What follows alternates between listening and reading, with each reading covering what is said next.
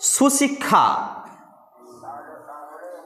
যদিও শব্দটি একটি নতুন শব্দ বলে মনে হবে, তো আমি আমার আলোচনা শুরু করার পূর্বে আপনাদের প্রতি বিশেষ দুটি কথা। কথা নাম্বার 1, যারা হাঁটুতে ভর করে বসে আছেন তারা হাঁটু ছেড়ে দেবেন।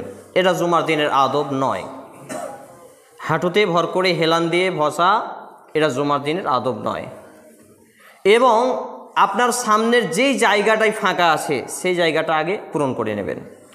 এটা হচ্ছে জুমার দিনের একটি গুরুত্বপূর্ণ সুন্নাহ, যা আমরা আজকে ভুলে গেছি। সম্মানিত উপস্থিতি ভাই এবং বাবা জীবন, সুশিক্ষা,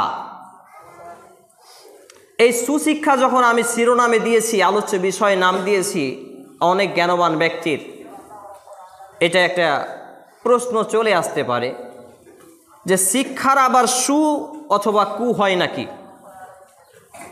শিক্ষার আবার সু অথবা কু হয় নাকি?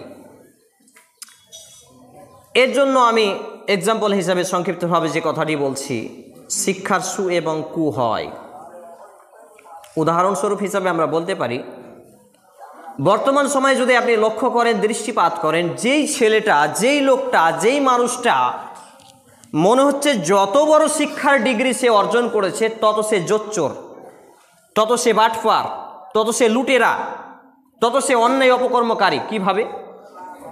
মনে করুন আপনার এলাকায় কেউ MBBS ডক্টর হয়েছে, একটা আপনার মতো আমার মতো দরিদ্র লোক তার কাছে চিকিৎসা করাতে গিয়েছে, তার ফি হচ্ছে 500 টাকা। আমি এবং আপনি তার হাতে পায়ে যতই ধরি না কেন, সে 10টা টাকা কম নেয় না। তাহলে এত বড় শিক্ষা অর্জন করেও সে কিন্তু দিন দুপুরে ডাকাতি করছে। আরও আমরা উদাহরণস্বরূপ হিসাবে এখানে পরিবেশন করতে পারি, আপনার এলাকায় কেউ জজ বা ব্যারিস্টার ডিগ্রি নিয়েছে কিংবা ওকালতি করছে, সে মিথ্যা মামলায় দিয়ে আপনাকে এমনভাবে আপনার ধনসম্পদকে লুণ্ঠন করছে যেটা দিন দুপুরে ডাকাতিকেও হার মানায়। তাহলে এইরকম হাজারো নয়, অসংখ্য, অগণিত এক্সাম্পল বা প্রমাণ সবুত আমরা পরিবেশন করতে পারি। তাহলে এর দ্বারা আমরা কি বুঝতে পারলাম? শিক্ষার দুটি পার্ট আছে, একটা হচ্ছে সু, একটা হচ্ছে কু।